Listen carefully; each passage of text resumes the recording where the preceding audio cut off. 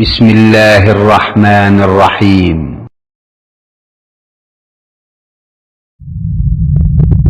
بالتعاون للدعوة والإرشاد وتوعية الجاليات بالدمام.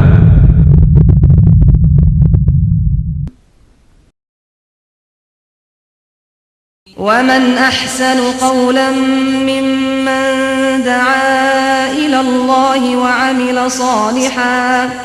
وعمل صالحا وقال إنني من المسلمين.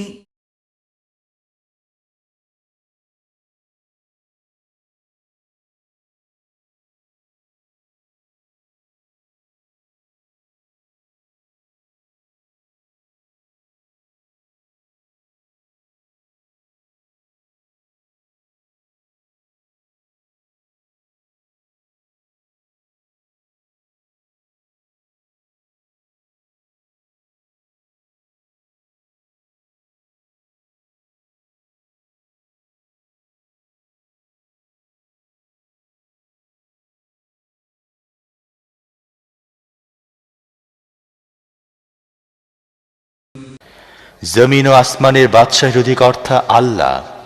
তিনি যা ইচ্ছা সৃষ্টি করেন, যাকে ইচ্ছা কন্যা সন্তান দেন, যাকে ইচ্ছা পুত্র সন্তান দেন, যাকে ইচ্ছা পুত্র কন্যা উভয়টি দেন এবং যাকে ইচ্ছা বন্ধা করে দেন। তিনি সবকিছু জানেন এবং সবকিছু করতে সক্ষম। আউযু বিল্লাহি মিনাশ শাইতানির রাজীম।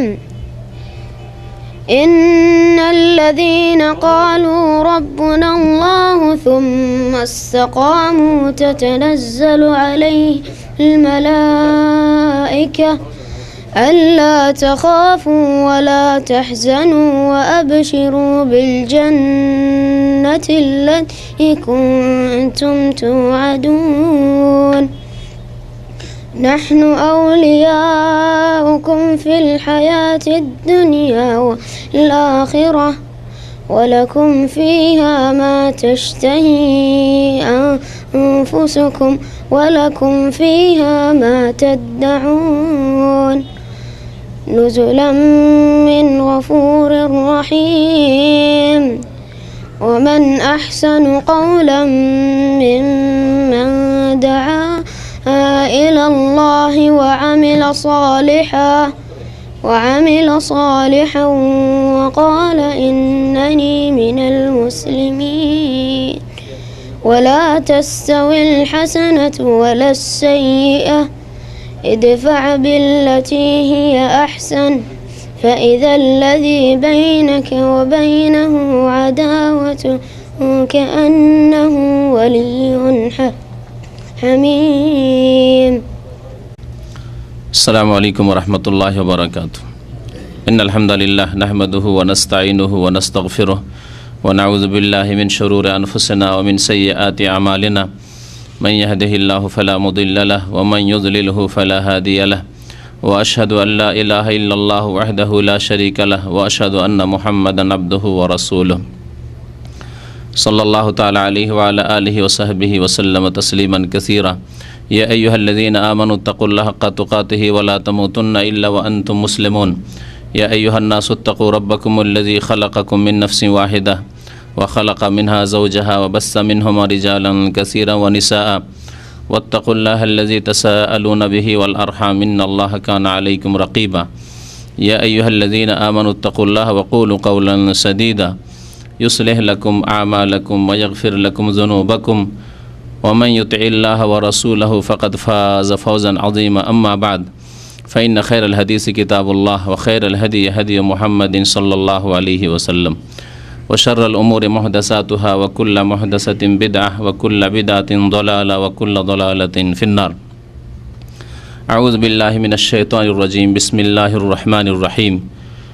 ووصينا الإنسان بوالديه حملته أمه كرها ووضعته كرها ووصينا الإنسان بوالديه إحسانا حملته أمه كرها ووضعته كرها وحمله وفصاله 30 شهرا حتى إذا بلغ أشده وبلغ 40 سنة قال رب أوزعني أن أشكر نعمتك التي أنعمت علي وعلى والدي وأن أعمل صالحا ترضاه ওয়া আসলিহ লি ফি যুররিয়্যাতি ইন্নী তুবতু ইলাইকা ওয়া ইন্নী মিনাল মুসলিমিন। মহান আল্লাহর সমস্ত প্রশংসা যে আল্লাহ পাক রব্বুল আলামিন আমাদেরকে এক মানুষ আদম আলাইহিস সালাম থেকে সৃষ্টি করেছেন এবং তার থেকে হাওয়া আলাইহিস সালামকে আল্লাহ পাক সৃষ্টি করেছেন। অতঃপর অসংখ্য নারী পুরুষকে পৃথিবীতে ছড়িয়ে দিয়েছেন। দরুদ ও সালাম নাজিল হক প্রিয় নবী মুহাম্মদুর রাসূলুল্লাহ সাল্লাল্লাহু আলাইহি ওয়াসাল্লামের প্রতি, যিনিও মানুষ ছিলেন এবং যার মাতা পিতা ছিল, যিনি আমাদেরকে দিন সম্পর্কে সঠিক জ্ঞান প্রদান করেছেন। আল্লাহুম্মা সাল্লি আলাইহি আল্লাহুম্মা বারিক আলাইহি। গত আলোচনায় আপনাদেরকে বলেছিলাম যে নবজাত সন্তানের বেশ কিছু আহকাম মাসলা মাসাইল সম্পর্কে আলোচনা পেশ করার পরে আরেকটি গুরুত্বপূর্ণ বিষয় থেকে গিয়েছিল, সেটি আগামীতে পুরা করব। আজকে সেটি পুরা করা হবে, আর তা হচ্ছে আকিকা সম্পর্কে শরীয়তের মাসলা মাসাইল। এই জন্য এই সম্পর্কে আলোচনার প্রয়োজন। প্রথম কথা, দিনের প্রত্যেকটি মাসলা মাসাইল, প্রত্যেকটি বিষয় নিয়ে আলোচনার প্রয়োজন রয়েছে। সে সম্পর্কে সঠিক জ্ঞান আমাদেরকে হাসিল করতে হবে। আর বিশেষ করে আরও প্রয়োজন বেড়ে যায় আলোচনার, যখন দেখা যায় যে সে সম্পর্কে অনেক ভুলভ্রান্তি সমাজে রয়েছে, অনেক বিদাত রয়েছে, সহিহ হাদিসের বিপরীত আমল রয়েছে। তো আমাদের সমাজে আকিকা সম্পর্কে ঠিক তেমনই সহিহ হাদিসের বিপরীত অনেক বিদাতি আমল রয়েছে, যেসব আমল ওইভাবে করলে আল্লাহ পাক রব্বুল আলমিনের দরবারে কবুল হবে না। নবী করিম সাল্লাল্লাহু আলাইহি ওয়াসাল্লাম ইরশাদ করেছেন, মা আয়েশা রাদিয়াল্লাহু তাআলা আনহা বর্ণনা করছেন সহিহ মুসলিমের হাদিস, মান আমিলা আমালান লাইসা আলাইহি আমরুনা ফাহুয়া রাদ্দ। যদি কোনো ব্যক্তি এমন কোনো আমল করে যেটি আমার আদেশ অনুযায়ী নয়, লাইসা আলাইহি আমরুনা, অথবা আমার তরিকা অনুযায়ী, তরিকা মোতাবেক নয়, ফাহুয়া রাদ্দুন, তাহলে সেই আমল, সেই কাজ কি হবে? প্রত্যাখ্যাত হবে, মানে আল্লাহ পাক কবুল করবেন না, মারদুদ হয়ে যাবে। ফাহুয়া রাদ্দুন, মকবুলুন না হয়ে মারদুদুন হয়ে যাবে, গ্রহণযোগ্য না হয়ে মারদুদ, প্রত্যাখ্যাত হয়ে যাবে। সুতরাং আমল রাসূলুল্লাহ সাল্লাল্লাহু আলাইহি সাল্লামের সুন্নত মোতাবেক, আদর্শ মোতাবেক জীবনের প্রত্যেকটি ক্ষেত্রে হইতে হবে। তার শুধু নামাজের সাথে সীমিত নয়, রোজা, হজ, যাকাতে দু চারটি মাসলা মাসাইলে সীমিত নয়, বরং সমস্ত ইবাদত, বন্দেগী, করণীয়, বর্জনীয় সমস্ত ক্ষেত্রে নবী করিম সাল্লাল্লাহু আলাইহি সাল্লামের আদর্শ মোতাবেক আমল হইতে হবে। তার মধ্যে একটি বিষয় হচ্ছে আকিকার বিষয়। আকিকার বিষয়টিও নবী করিম সাল্লাল্লাহু আলাইহি সাল্লাম যেভাবে করেছেন অথবা যেভাবে করতে বলেছেন, যেসব নীতিমালা রয়েছে শরীয়তে, সেই মোতাবেক করতে হবে। আকিকার আলোচনা শুরু করার আগে একটি আয়াত পাঠ করেছি। আয়াতটি বড় লম্বা রয়েছে, যে আয়াতে আল্লাহ পাক রব্বুল আলামিন মাতা পিতার সাথে সদ্ব্যবহার করতে বলেছেন। সূরা আহকাফের আয়াত নম্বর 15, এবং তাতে ছেলে মেয়েদের, সন্তান সন্ততিদের জন্য নেক দুয়ার কথা আল্লাহ পাক উল্লেখ করেছেন। আল্লাহ পাক ইরশাদ করেছেন, ওয়াসাইনাল ইনসানা বিওয়ালিদাইহি ইহসানা, আমি মানুষকে চূড়ান্ত আদেশ প্রদান করেছি যে মাতা পিতার সাথে সদাচরণ করবে। কারণ আল্লাহ পাক রব্বুল আলমিনের ফজল করমের পরে, অনুগ্রহের পরে মাতা পিতার অনুগ্রহ রয়েছে ছেলে মেয়েদের উপর। হামালাথু উম্মুহু কুরহা ওয়া ওয়াদাআথু কুরহা, এখানে আল্লাহ পাক রব্বুল বিশেষ করে মায়ের কষ্টের কথা, মায়ের যে যতটুকু মেহনত, পরিশ্রম রয়েছে অথবা বেদনা, ব্যথা রয়েছে, কষ্ট রয়েছে, সেগুলির কথা আল্লাহ পাক রব্বুল আলামিন সংক্ষেপে উল্লেখ করেছেন বা ইঙ্গিত করেছেন। হামালাথু উম্মুহু কুরহা, তার মা, ছেলের মা, মেয়ের মা তাকে বড় কষ্ট করে গর্ভধারণ করেছে দীর্ঘ 10 মাস। ওয়া ওয়াদাআথু কুরহা, এবং প্রসব করেছে, ভূমিষ্ঠ হয়েছে বড়ই কষ্টের অবস্থায়, প্রসব বেদনা, যে সময় হায়াত মৌত, হায়াত থেকে নারী জাতি নিরাশ হয়ে যায় এবং মৌত চোখের সামনে স্পষ্ট দেখতে পায়। ওয়াদাআথু কুরহা ওয়া হামলুহু ওয়া ফিসালুহু 30 শাহরা, তারপর আল্লাহ পাক রব্বুল বলেছেন গর্ভধারণের সময় এবং স্তন্যদানের সময় হচ্ছে 30 মাস। আল্লাহ পাক অন্য আয়াতে বলেছেন স্তন্যদানের সময় হচ্ছে 2 বছর। তাহলে 2 বছর যদি ধরে নেওয়া হয় 30 মাসের মধ্যে 2 বছর যদি ধরে নেওয়া হয় স্তন্যদানের সময়, তাহলে বাঁচে মাত্র হ্যাঁ, কত মাস বাঁচে? 6 মাস বাঁচে। 12 দুগুণে 24 মাস হয়ে গেল তাহলে স্তন্যদানের সময়, আর বাঁচে 6 মাস। এই 6 মাস সর্বনিম্ন গর্ভধারণের সময়, এর কম হইতে পারে না। অর্থাৎ 6 মাস হয়েও যদি শিশু ভূমিষ্ঠ হয় তাহলে তার বংশ পরম্পরা সাব্যস্ত, তার নাসাব সাব্যস্ত, হালাল সন্তান। আর যদি 6 মাসের কম হয় তাহলে সেখানে প্রশ্ন রয়েছে, আর তার বেশি হতে পারে। এখানে আল্লাহ পাক রব্বুল আলামিন সবচাইতে কম সময়ের কথা উল্লেখ করেছেন। হাত্তা ইযা বালাগা আশুদ্দাহু ওয়া বালাগা 40 সানা, ছেলেমেয়েরা পৃথিবীতে জন্মায়, তারপরে ধীরে ধীরে বড় হয়। দুর্বল ছিল, তারপরে শক্তিশালী হয়, সকলে হয়েছে আর সকলেই হবে। এইভাবে এই নীতিমালায় আল্লাহ পাক রব্বুল আলামিন রয়েছে। তারপরে যখন 40 বছর বয়সে পৌঁছায় বিশেষ করে, তখন পূর্ণ জ্ঞান মানুষের হাসিল হয়। তাই আল্লাহ পাক রব্বুল আলামিন বলছেন হাত্তা ইযা বালাগা আশুদ্দাহু, যখন শক্তিশালী হয়ে উঠল, ওয়া বালাগা 40 সানা, আর বিশেষ করে 40 বছর বয়সে উপনীত হইল। 40 বছর বয়সের আগে অনেকটাই হয়তো বাচ্চামি থাকে, পূর্ণ জ্ঞান হয়তো অনেকের হয় না, কিন্তু 40 বছর বয়স হয়েছে, এখন ছেলে মেয়ে হয়েছে, এখন বুঝতে পারছে যে আমাকে কিভাবে আমার আম্মা আব্বা কত কষ্ট করে মানুষ করেছে। যেভাবে আমাকে কষ্ট করতে হচ্ছে, আমার স্ত্রীকে কষ্ট করতে হচ্ছে, সেইভাবে আমার আম্মা আব্বা কষ্ট করেছে। তার আগে হয়তো এই বিষয়টি টের পায় না। অবালাগা 40 সানা কাল রব্বি আউজিনি আন আশকুরা নি'মাতাকাল্লাতী আন'আমতা আলাইহি। 40 বছর বয়স হলে একজন মুমিন মানুষ, আল্লাহ ভীরু মানুষের অনেকটাই আখিরাতের দিকে তার মনোযোগ হয়, এবং এখন স্মরণ হয় যে না, এতদিন খুব সুস্থ ছিলাম, সবল ছিলাম, শক্তিশালী ছিলাম, এখন শেষ, এখন আমার বয়সের পূর্ণতা শেষ, এরপরে এখন ভাটির দিকে, দুর্বলতার দিকে, কমজোরির দিকে। সুতরাং সেই সময় আল্লাহ পাক রব্বুল আলামিনের কাছে দোয়া করে এই বলে, এখানে বাবার দোয়ার কথা উল্লেখ করা হয়েছে। ওয়াবালাগা 40 সানা ক্বালা রব্বি আউজিনি আন আশকুরা নি'মাতাকাল্লাতী আন'আমতা আলাইহি। হে আল্লাহ, আমাকে শক্তি দাও, তৌফিক দান করো। আন আশকুরা নি'মাতাকাল্লাতী আন'আমতা আলাইহি, তোমার যে অনুগ্রহ রয়েছে, নিয়ামত রয়েছে আমার উপর, তার যেন শুকরিয়া আদায় করতে পারি। ওয়া আলা ওয়ালিদাইয়া, এবং আমার মাতা পিতার ওপর যে ইহসান রয়েছে, তোমার অনুগ্রহ রয়েছে, তারও যেন শুকরিয়া আদায় করতে পারি। আমার মাতা পিতার ইহসান ছিল, সেই ইহসানের ভাগ পেয়েছি, সেই জন্য মানুষ হতে পেরেছি। আল্লাহ, তোমার যদি অনুগ্রহ আমার মাতা পিতার ওপর না থাকতো তাহলে আমিও সেইভাবে লালিত পালিত হইতে পারতাম না, বা যেখানে পৌঁছেছি সেখানে পৌঁছিতে পারতাম না। ওয়া আলা ওয়ালিদাইয়া ওয়া আন আমালা সালিহান তারদাহ, কয়েকটি দোয়া এখানে রয়েছে। এবং আল্লাহ, আমাকে তৌফিক দান করো যাতে করে এমন আমল করতে পারি, এমন কর্ম করতে পারি যা তুমি পছন্দ করো, যাতে তুমি রাজি হয়ে যাও, সন্তুষ্ট হয়ে যাও। এমন কর্ম করতে পারি, এমন আমল করতে পারি যাতে তুমি রাজি হয়ে যাও। আল্লাহ পাক কি 4 ওয়াক্ত নামাজে রাজি হবেন? তাহলে এই দোয়া এমন ব্যাপক দোয়া। আল্লাহ পাক রব্বুল আলামিন কি আপনার কোনো হারাম কাজ, নাজায়েজ কাজ করে মরে গেলেন, রাজি হবেন আপনার উপর? কখনো রাজি না। ওয়ালা ইয়ারযা লিইবাদিহিল কুফর, আল্লাহ পাক কোনো হারাম, কুফরি, অন্যায় কাজের ওপর, ফাসিক কাজের উপর রাজি না। এইরকমই কোনো ব্যক্তি, বিশেষ করে প্রবাসী ভাইরা সামনে আছেন, সুতরাং এই বিষয়টি আরও বলি। এখানে এসছেন, আল্লাহ পাক হজ ফরজ করে দিয়েছেন, হজ ফরজ হয়ে গেছে, মক্কাতুল মুকাররমা পৌঁছার শক্তি রয়েছে। হজ না করে দেশে চলে গেলেন বা মরে গেলেন, অথচ হজ ফরজ হয়েছিল, সময় পেয়েছিলেন। আল্লাহ কি রাজি হবেন আপনার এই আচরণের ওপর, আপনার এই হজ ছাড়ার ওপর? কখন না। এইভাবে মানুষের হকের ক্ষেত্রে, মাতা পিতার হকের ক্ষেত্রে এমন যদি আপনি নাফরমানি করেন, গুনহার কাজ করেন, তার উপর কি আল্লাহ পাক রাজি হবেন? না। তাহলে আপনি আল্লাহ পাক রব্বুল আলামিনের কাছে দোয়া করেছেন, আল্লাহ পাক শিখাচ্ছেন স্বয়ং, ওয়ান আমালা সালিহান তারদাহ, আল্লাহ যেন এমন আমল করি যার উপর তুমি রাজি হয়ে যাও, সন্তুষ্ট হয়ে যাও।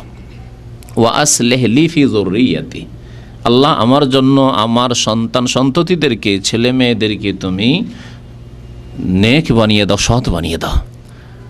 ওয়া আসলিহ লি ফি যুররিয়াতি, এখানে ছেলে মেয়েদের জন্য নেক দোয়া, সৎ হওয়ার দোয়া করা হয়েছে। তাহলে ছেলে মেয়েদের জন্য একটি দোয়া হচ্ছে, এই কয়েকটি দোয়ার মধ্যে এই আয়াতে একটি দোয়া হচ্ছে ওয়া আসলিহ লি ফি যুররিয়াতি।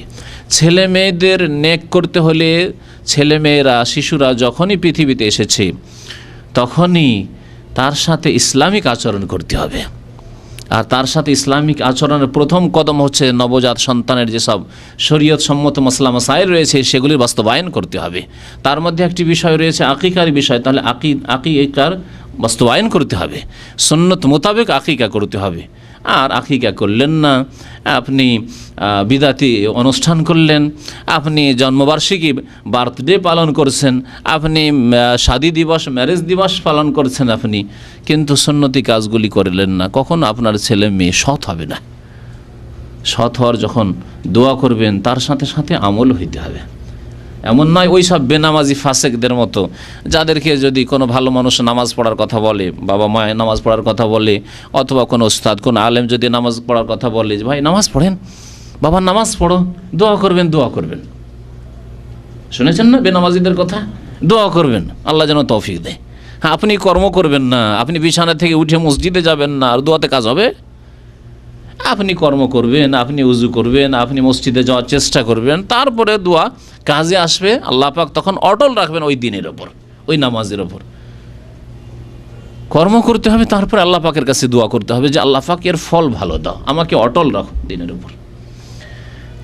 ওয়া আসলিহ লি ফি যুররিয়াতি ইন্নী তুবতু ইলাইকা ওয়া ইন্নী মিনাল মুসলিমিন। আল্লাহ, তোমার দরবারে আমি তওবা করি, তোমার দিকে আমি প্রত্যাবর্তন করি এবং আমি মুসলিম এ কথা আমি ঘোষণা করি। একজন মুসলিম গৌরবের সাথে ঘোষণা করবে, কারণ সেই ব্যক্তি আল্লাহ পাকের বান্দা, সে আল্লাহর বান্দা। যে ব্যক্তি আল্লাহকে অস্বীকার করেছে, পরকালকে অস্বীকার করেছে, সে আল্লাহর বান্দা না, সে শয়তানের বান্দা। কিন্তু সে আল্লাহর বান্দা। সুতরাং এই ক্ষেত্রে এমন নয় যে এমন পরিবেশ আছে যেখানে প্রতিকূল পরিবেশ, সুতরাং সেখানে ইসলামকে গোপন রাখলাম, ইসলামিক আচার আচরণ গোপন রাখলাম, সালাম দোয়া গোপন রাখলাম, আমার ইসলামিক চেহারা ফিগারকে আমি লুকিয়ে রাখলাম, এমন নয়। ইন্নী মিনাল মুসলিমিন মানে শুধু মুখে বলা নাই, আপনার কাজে, আপনার চেহারায় দাঁড়িয়ে বলছে যে আপনি মুসলিম, ইন্নী মিনাল মুসলিমিন, আমি মুসলিম। আপনার আখলাক চরিত্র প্রমাণ করছে যে আপনি মুসলিম। তো আল্লাহ পাক রব্বুল আলামিন এখানে কয়েকটি দোয়া উল্লেখ করেছেন, বান্দাকে শিখেছেন। তার একটি হচ্ছে ওয়া আসলিহ লি ফি যুররিয়াতি। ইব্রাহিম আলাইহিস সালাতু সালামের দোয়া গত সপ্তাহে বা তার আগের সপ্তাহে উল্লেখ করেছিলাম, রব্বি হাবলি মিনাস সালিহিন, আল্লাহ তুমি সৎ সন্তান দান করো। তাহলে এখানেও সালেহিন, ওয়া আসলিহ লি, আর এখানে সালেহিন। আল্লাহ পাক রব্বুল সালেহিন নেক সন্তানের দোয়া করতে বলেছেন। জাকারিয়া আলাইহিস সালামের দোয়া, রব্বি হাবলি মিন লাদুনকা যুররিয়াতান তাইয়্যিবা, পবিত্র নেক ভালো সন্তানের কথা, তাইয়্যিব। আল্লাহ পাক রব্বুল আলামিন ভালো নেক সন্তানের দোয়া করতে আল্লাহ পাক রব্বুল আলামিন বলেছেন। তাহলে কর্মও করতে হবে, তার সাথে সাথে দোয়া করতে হবে। কর্ম করার প্রথম কদম হচ্ছে যে আপনি নেক নারী বাছাই করবেন, আপনার জন্য নেক স্ত্রী বাছাই করবেন। এমন না যে যেখানে সেখানে দুনিয়ার ক্ষেত্রে জমি জায়গা কেনার ক্ষেত্রে যেখানে সেখানে আপনি মরুভূমি কিনে রাখেন না তো, হ্যাঁ, বালি মাটি চামা মাটি তো কিনে রাখেন না, ভালো জায়গা যেখানে ফসল হবে ওই রকম জমি জায়গা কিনছেন। আল্লাহ পাক রব্বুল আলামিন এদেরকে বলছেন নিসাউকুম হারসুল্লাকুম, তোমাদের বিবিগণ তোমাদের শস্যক্ষেত্র, সুতরাং শস্যক্ষেত্র আপনাকে ভালো বাছাই করতে হবে। যাই হোক, সরাসরি এখন আকিকার আলোচনার দিকে আসি। আকিকার প্রথম বিষয় হচ্ছে যে আকিকার হুকুম কি। আকিকার হুকুম সম্পর্কে উলামায়ে কেরামদের দুটি মত রয়েছে। একটি মত হচ্ছে আকিকা হচ্ছে সুন্নাতে মুআক্কাদা, অধিকাংশ আলেমদের আইম্মায়ে কেরামগণের মত হচ্ছে এটি, আর এটি হচ্ছে সঠিক। তবে বেশ কিছু উলামায়ে কেরাম এই মত পোষণ করেছেন যে আকিকা করা ওয়াজিব, অর্থাৎ ফরজ। ওয়াজিব ফরজে কোনো পার্থক্য নেই তাদের কাছে, ওয়াজিব। যাই হোক, আকিকা ফরজ ওয়াজিব নয়, তবে শক্তি সামর্থ্য থাকলে সুন্নাতে মুআক্কাদা। নবী করিম সাল্লাল্লাহু আলাইহি ওয়াসাল্লাম হাসান হোসেনের আকিকা করেছেন, সাহাবায়ে কেরামরা করেছেন। সুতরাং যারা পারবে অবশ্যই আকিকা করবে। এই মর্মে বেশ কিছু হাদিস রয়েছে, দু চারটি হাদিস আপনাদেরকে শোনাই। একটি হাদিস সহিহ বুখারীতে রয়েছে। এর প্রথম হাদিসটি সহিহ বুখারীতে রয়েছে। সালমান আদ-দাব্বি রাদিয়াল্লাহু তাআলা আনহু বর্ণনা করেছেন, ক্বালা রাসূলুল্লাহ সাল্লাল্লাহু আলাইহি ওয়াসাল্লাম মা আল গুলামে আকিকাতুন, প্রত্যেক বালকের সাথে বা বালিকার সাথে, এখানে গোলাম বলা হয়েছে যদিও, প্রত্যেক শিশুর সাথে আকিকা রয়েছে। ফাহরিকু আনহু দামান, সুতরাং তার পক্ষ থেকে রক্ত প্রবাহিত করো, রক্ত প্রবাহিত করো। দামান বলা হয়েছে রক্ত প্রবাহিত করো, আরবি ভাষায় দাম বলা হয়, অর্থাৎ একটি শিশুর পক্ষ থেকে একটি পশুর প্রাণ, একটি পশু মেয়ে হলে একটি পশু, যেমন অন্য হাদিসে আসছে, আর ছেলে হলে দুইটি পশু। আর যদি একটি পশুতে ভাগ হয়, যেমন সামনে বিষয় আসছে, তাহলে প্রত্যেক ছেলের পক্ষ থেকে একটি করে প্রাণ হইল না। একটি গরু 7টি ছেলের জন্য, 7টি মেয়ের জন্য, এইভাবে। তাহলে এই হাদিসের উপর আমল হলো না। ইমাম ইবনুল কাইয়িম রাহমাতুল্লাহি আলাইহি উল্লেখ করেছেন। ও আমিতু আনহুল আযা, এবং সেই শিশু থেকে কষ্টদায়ক বস্তুকে দূর করো, অর্থাৎ যে চুলগুলি আছে সেগুলিকে মুন্ডন করো। দ্বিতীয় হাদিস সামরা রাদিয়াল্লাহু তাআলা আনহু বর্ণনা করেছেন, কালা রাসূলুল্লাহ সাল্লাল্লাহু আলাইহি ওয়াসাল্লাম কুল্লু গুলামিন মুরতাহিনুন বিআকিকাতিহি, প্রত্যেক শিশু বাঁধা থাকে তার আকিকার সাথে। প্রত্যেক শিশু বাঁধা থাকে তার আকিকার সাথে। ওই সব উলামায়ে কেরাম যারা বলেছেন যে আকিকা ওয়াজিব বা ফরজ, তারা এই হাদিসকে দলিল হিসেবে পেশ করেছেন যে আপনার ছেলে বাঁধা থাকবে। মুরতাহেন সাধারণত বলা হয় বন্ধক রাখাকে, আরবি ভাষা বলা হয় রেহেন, বলা হয় বন্ধক রাখাকে। আপনি কারো কাছ থেকে টাকা পয়সা নিয়ে এসছেন, আর আপনার কোনো বস্তু অথবা অলংকার, স্বর্ণ বন্ধক রেখে এসছেন তার বাড়িতে, যতক্ষণ পর্যন্ত আপনি টাকা পরিশোধ না করছেন, যে ঋণ নিয়েছেন, ততক্ষণ পর্যন্ত তার কাছে বন্ধক বাঁধা আছে, সেটা আপনি তার কাছ থেকে নিতে পারছেন না।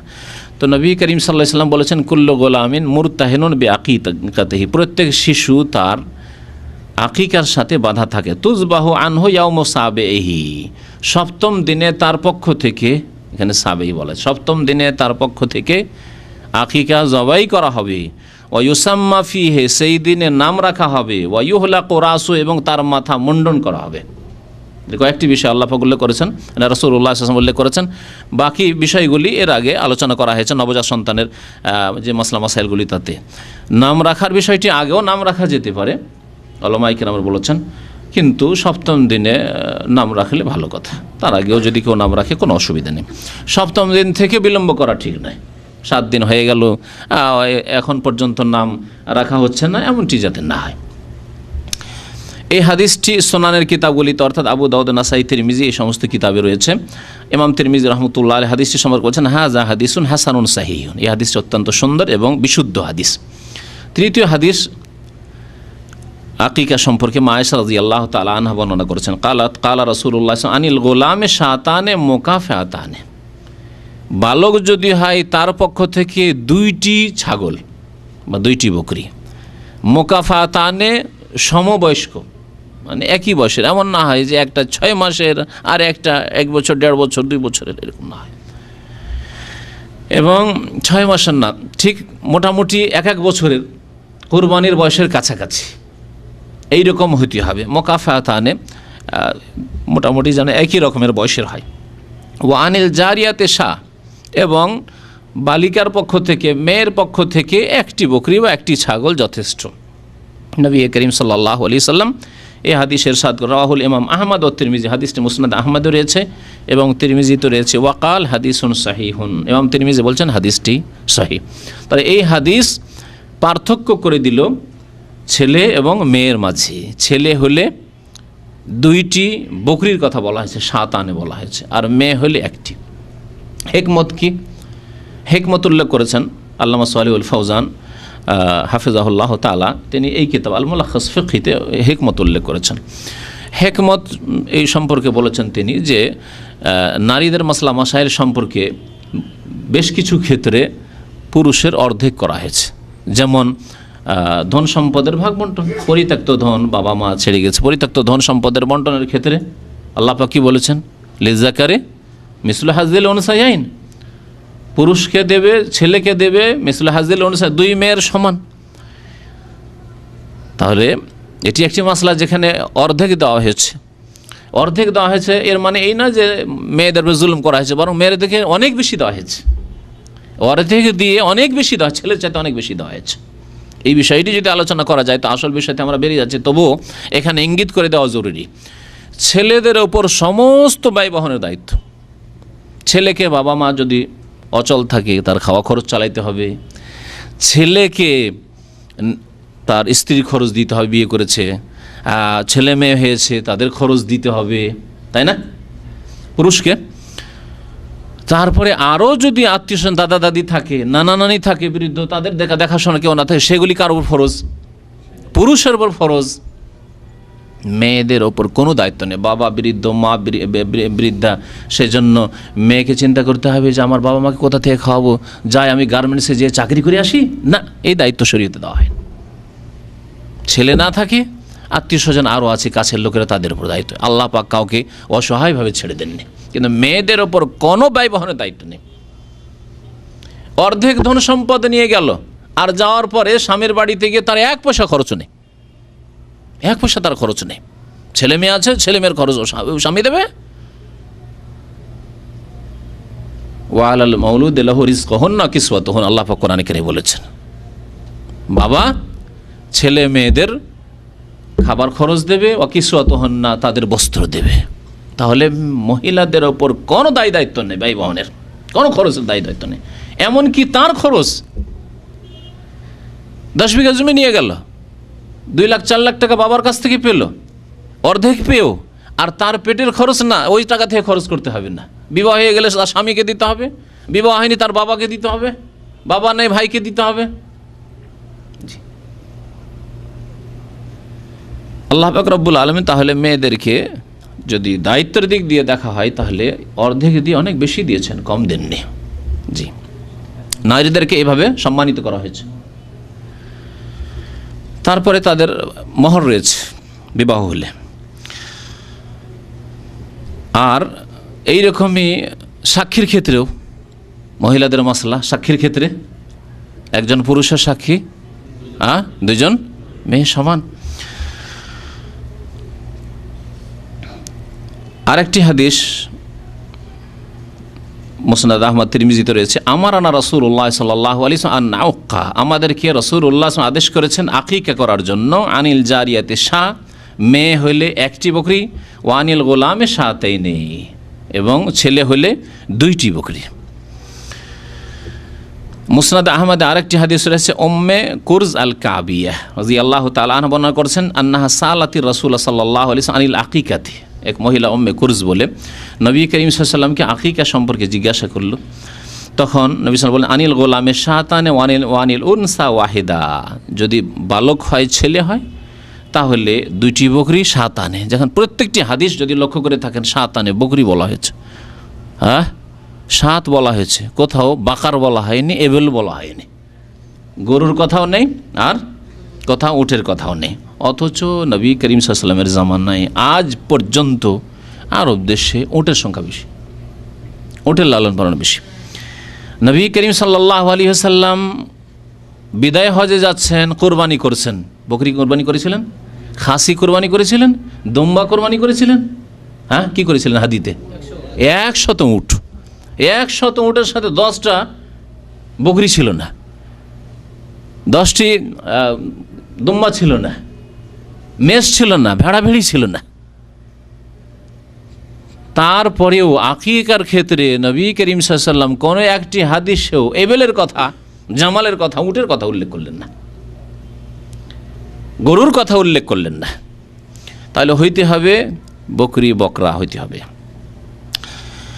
যদি মেয়ে হয় তো ওয়াহেদা, 1টি। ওয়ালা ইয়াদুররকুম যুকরানান কুন্না আও ইনাসা, বকরা হোক অথবা বকরি হোক, মানে খাসি হোক আর বকরি হোক, কোনো অসুবিধা নেই। ছেলেদের ক্ষেত্রে মুস্তাহাব হচ্ছে 2টি। একটি হাদিসে রয়েছে কাবসান, 1টি করে করলেন। সেই জন্য ওলামায়ে কেরামরা বলেছেন যে কোনো মানুষ যদি অভাবী থাকে, যে 2টি আমি বকরি দিতে পারছি না, 2টি খাসির ব্যবস্থা করতে পারছি না, ছেলে হয়েছে, 1টিও যদি দেয় তবুও তার আকিকা যথেষ্ট হয়ে যাবে। আর 2টি দিতে পারে তো মুস্তাহাব আরও ভালো। আরেকটি হাদিস শুনিয়ে দিয়ে এই মর্মে আবু হুরায়রা রাদিয়াল্লাহু তাআলা আনহু বর্ণনা করেছেন, বাইহাকিতে হাদিসটি রয়েছে, আন্নান নবী সাল্লাল্লাহু আলাইহি ওয়াসাল্লাম কাল, নবী সাল্লাল্লাহু আলাইহি ওয়াসাল্লাম বলেন, ইন্নাল ইয়াহুদা তাউক্কু আনিল গোলামি ওয়ালা তাউক্কু আনিল জারিয়া, ইহুদিরা ছেলে হইলে আকিকা করে আর মেয়ে হইলে আকিকা করে না। মেয়েদের সাথে তাদের কি বজ্জরিত্র ছিল, মেয়ে হইলে আকিকা নেই, ছেলে হইলে আকিকা। আজকালকার মিষ্টি খাওয়া লোক এক শ্রেণীর ওইরকমই আছে, যারা মিষ্টি খাওয়ায় তারা ওই রকমই, ছেলে হয়েছে ধুমধাম করে বন্ধু বান্ধব মিষ্টি খাওয়াচ্ছে, আর মেয়ে হইলে আর মিষ্টি খাওয়া খাইনি। তো এই যদি চরিত্র থাকে, ইহুদি চরিত্র। সুতরাং কি করো তোমরা, ফাউক্কু আনিল গোলামের শাহাতাইন, তোমরা ইহুদিদের বিরোধিতা করো। ইহুদিরা মেয়েদের আকিকাই করে না, তোমরা ছেলেদের আকিকা দুটি করো, বিরোধিতা হয়ে গেল। ইহুদিরা একটি করে, তোমরা দুটি করো। ওয়ানিল জারিয়াতে শাহ, আর মেয়েদের তারা আকিকাই করে না, তোমরা একটি করে বকরি আকিকা করো। যাকারুল বাইহাকি, ইমাম বাইহাকি রহমতুল্লাহ হাদিসটি উল্লেখ করেছেন। তাহলে হাদিস যতগুলি আসলো সবগুলি হাদিসে আকিকা আসলো বকরির। এখন আকিকার সময় কখন, এই বিষয়ে আমাদের সমাজে অধিকাংশ লোকই ভুল করে থাকে। এমন ভুল করে থাকে যে জেনে শুনেও ভুল করে, সময় জানে তারপর না, সময়ের আমল করবে না। ছেলে মেয়ে বড় হয়ে গেছে, 2-4-5টা হয়ে গেছে, একসাথে সবগুলিকে জমা করে একত্রিত করে এখন আকিকার দমদাম করছে।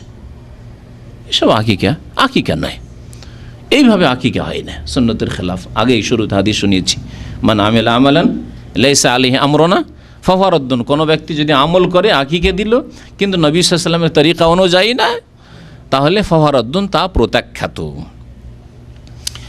কোন সময় আকিকা দেওয়া যাবে, হাদিস শোনার আগে ইমাম আহমদ রহমতুল্লাহ, হাদিস তো বেশ কিছু যেহেতু শোনানো হইল, আর তাতে একটি হাদিস এসেছে যেটি যাতে বলা হয়েছে তুযবাহু আনহু ইয়াউমুস সাবিহ, সপ্তম দিনে জবাই করা হবে, সপ্তম দিনে জবাই করা হবে। আর একটি হাদিস রয়েছে তাবরানিতে, তাবরানি আল আউসাত, ইমাম তাবরানির 3টি কিতাব রয়েছে।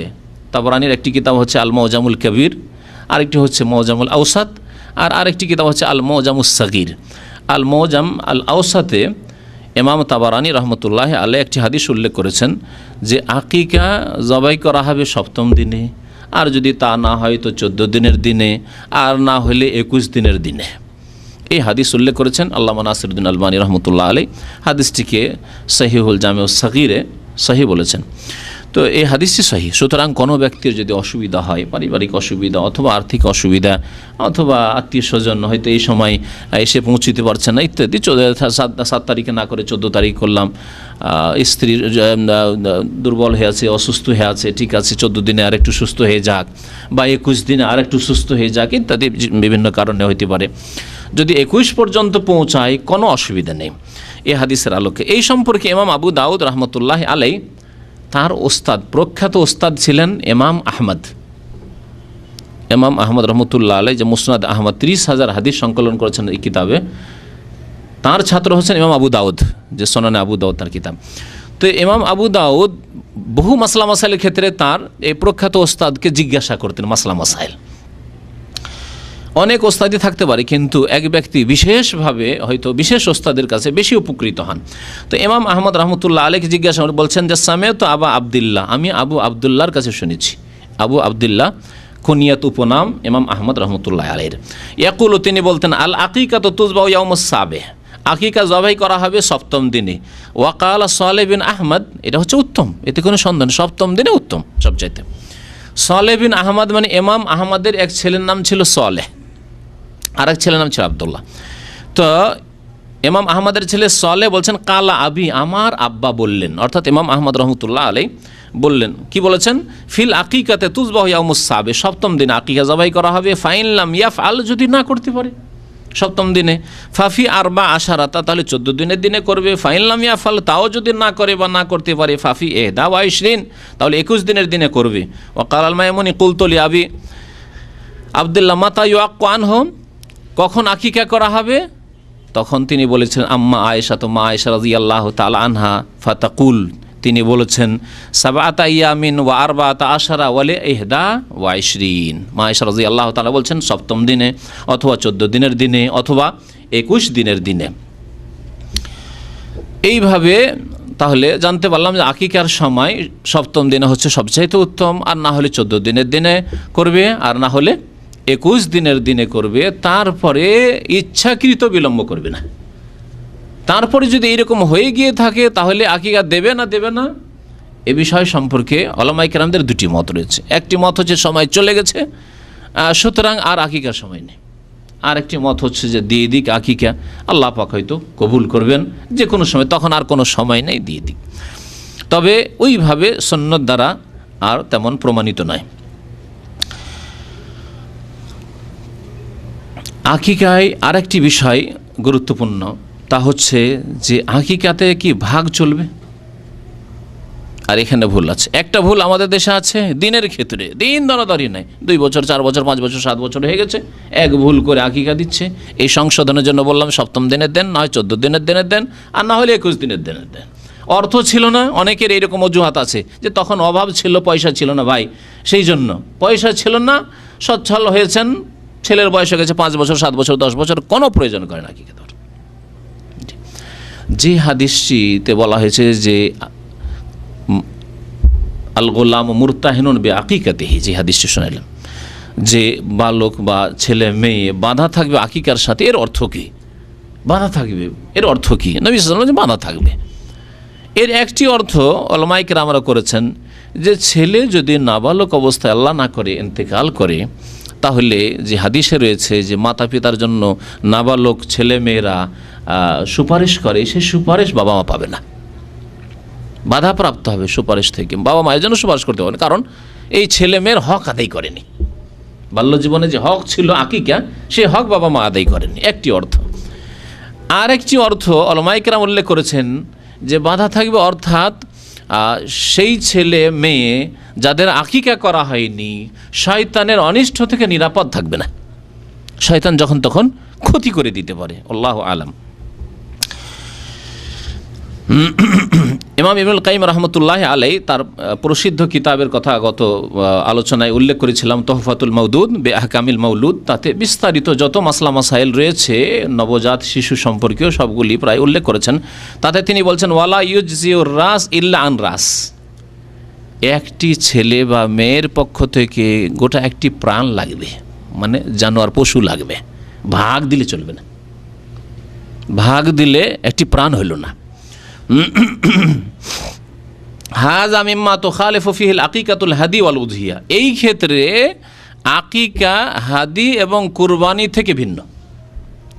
হাদি আর উযহিয়া, উযহিয়া কুরবানি, যেই কুরবানি সারা বিশ্বের যে কোনো জায়গায় হয় একে বলে উযহিয়া। এই জন্য ঈদ এই ঈদকে কি বলা হয়? ঈদুল আযহা, মানে কোরবানির ঈদ। আর আরেকটি হচ্ছে হাদি, অনেকেই পার্থক্য বুঝেন না। হাদি আবার কি? হাদির পশু আলাদা। হাদি হচ্ছে ওই কুরবানি যেই কুরবানি হাজিদের হজের সাথে সম্পর্কিত, হজে কেরান করেছে অথবা তামাত্তু করেছে, যার কারণে আল্লাহ পাক রব্বুল আলামিন কোরবানি করতে বলেছেন। তাহলে হাজি ছাড়া অন্যরা হাদি পেশ করতে পারেন না। হাদি হচ্ছে শুধু হাজি সাহেবের সাথে সম্পর্ক। এই জন্য আল্লাহ পাক রব্বুল কোরআন কারীমে ইরশাদ করেছেন সূরা বাকারা, যেখানে হজের মাসলা মাসাইল আল্লাহ পাক উল্লেখ করেছে, ফামান তামাত্তা বিল উমরাতি ইলাল হজ ফামাস্তাইসারা মিনাল হাদি।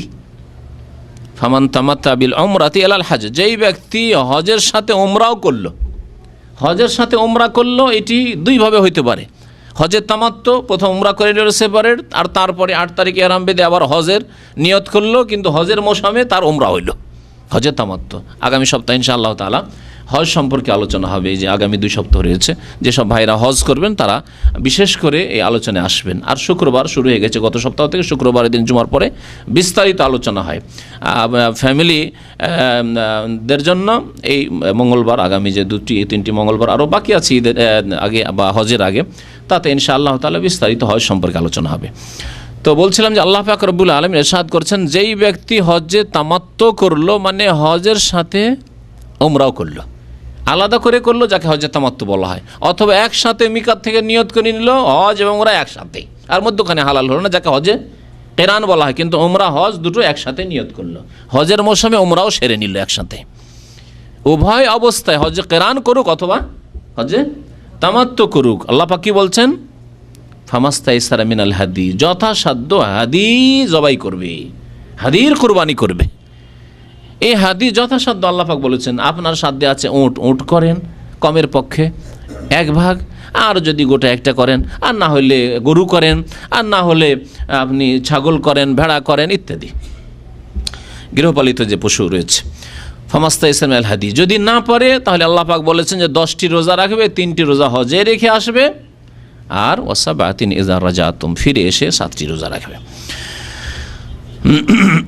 এই ক্ষেত্রে হাদির কুরবানি মানে হাজিদের কুরবানি আর এমনি কুরবানি সারা বিশ্বের মুসলিমদের কুরবানি, এই কুরবানি থেকে ভিন্ন হচ্ছে আকিকার হুকুম। আকিকাতে কি হইতে হবে? একটি প্রাণ হইতে হবে। মেয়ে হলে একটি, আর ছেলে হলে পারলে দুইটি, আর না পারলে কমপক্ষে একটি। পক্ষান্তরে হাদির ক্ষেত্রে আর উজহিয়া কুরবানির ক্ষেত্রে একটি জরুরি নয়, বরং একটি গরুতে 7 জন অংশ নিতে পারে, একটি উটে 7 জন অংশ নিতে পারে।